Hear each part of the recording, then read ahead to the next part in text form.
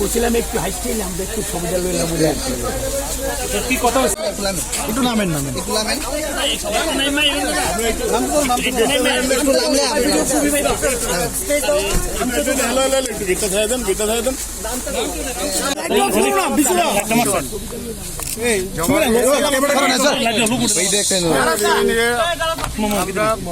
মাননীয় রাজ্যপালের সঙ্গে কথা বলেছি এবং উনি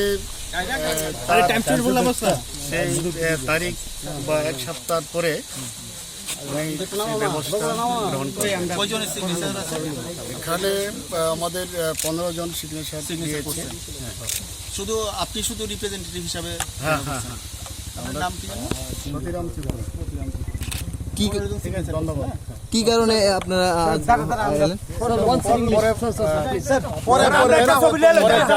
উত্থাপন করেছি?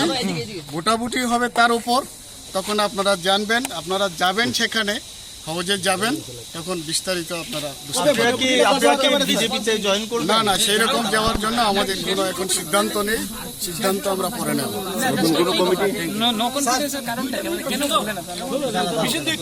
কারণ আমাদের বর্তমান যে এডিসি প্রশাসন মানুষের আশা আকাঙ্ক্ষা পূরণে ব্যর্থ হয়েছে, তার জন্য আমরা নো কনফিডেন্স মোশন আনছি।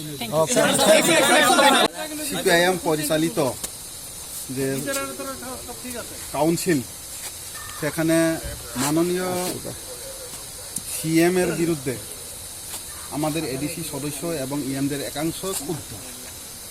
তারা এই বিষয়টা নিয়ে গত মাসে অধিবেশনের শূন্য হয়েছিল, একদিনে যে অধিবেশন ডাকা হয়েছিল আপনারা নিশ্চয়ই জেনেছেন, অধিবেশনেরও লোক যায়নি। কারণ এই তাদের মধ্যে কি যে খুব আসে এটি আমি এখনো কইতে পারতেছি না, কিন্তু তারা আজকে আমার কাছে কয়েকজন এডিসি সদস্য এবং ইএমআই আমার কাছে একটা সহযোগিতা পেয়েছেন।